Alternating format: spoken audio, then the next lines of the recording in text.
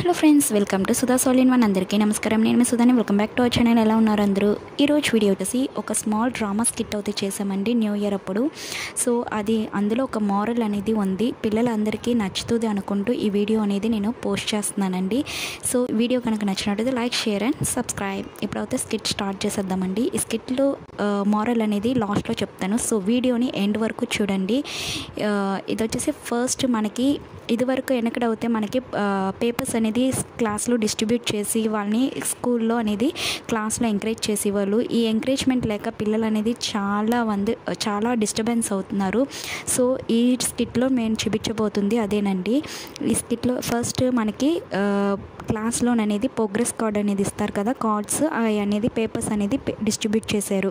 ఈ డిస్ట్రిబ్యూట్లో మనకి first rank వచ్చిన వాళ్ళని ఆ బాబ్ని అప్రిషియేట్ చేశారు, క్లాప్స్ కొట్టారు. ఈ అమ్మాయికి వచ్చేసి లాస్ట్ నుంచి ఫస్ట్ వచ్చింది. అందరూ సరదాగా తెలిసిందే కదండి, మనకి లాస్ట్ వస్తే అందరూ సరదాగా ఆట పట్టిస్తారు. అలాగే పాపను కూడా ఆట పట్టించారు.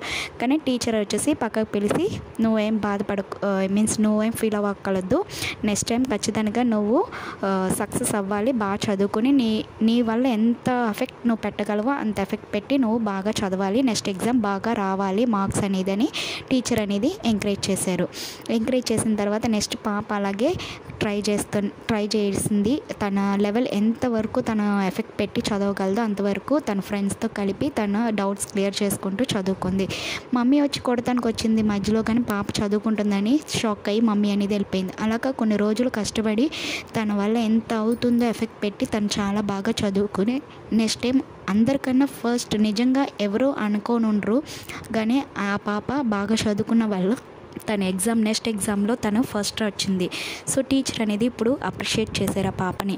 నిజంగా మనమే కాదండి, ఈ స్టడీస్ అనేది మాత్రమే కాదు, స్పోర్ట్స్ అయినా ఎక్స్ట్రా కరిక్యులర్ యాక్టివిటీస్ అయినా ఏదైనా మనం సాధించగలము అనుకుంటే పట్టుదలతో సాధిస్తే కంపల్సరీగా మనకి ఆ ఎఫెక్ట్ అనేది ఉంటుందండి. మీరు కూడా మీ లైఫ్లో ప్రతిదీ కూడా ఒక గోల్గా తీసుకుని మన వల్ల అవ్వదు అనుకున్న కార్యాన్ని మనం అవుతుంది అని సక్సెస్ చూపిద్దాము.